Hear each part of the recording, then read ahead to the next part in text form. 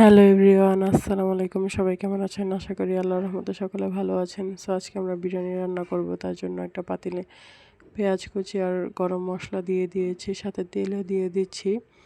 তো যতক্ষণ পর্যন্ত ব্রাউন কালার চলে না আসবে ততক্ষণ পর্যন্ত আমরা পেঁয়াজটা ভাজতে থাকবো। ব্রাউন কালার চলে আসলে তখন আদা বাটা, পরিমাণ মতো রসুন বাটা দিয়ে সাথে বাদাম বাটাও দিয়ে দিব।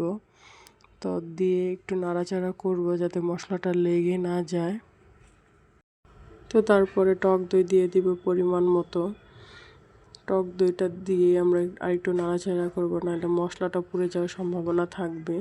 সো মশলাটা যাতে পুড়ে না যায় তার জন্য একটু পানি দিয়ে নিয়েছি।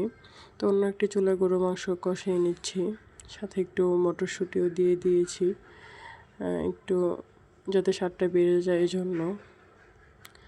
সো এই তো একটি চুলায় কষিয়ে নিচ্ছি গরু মাংসটা, অন্য চুলাতে আর কি। তারপরে ওইটা যখন কষে যাবে একসাথে ঢেলে পানি দিয়ে চালটা ধুয়ে দিয়েছি, সাথে দিয়েছি আলু বোখারা একটু এক্সট্রা ফ্লেভারের জন্য। সো এই তো কেমন হয়েছে সকালে জানাবেন। সকালে ভালো থাকবেন। আল্লাহ হাফিজ।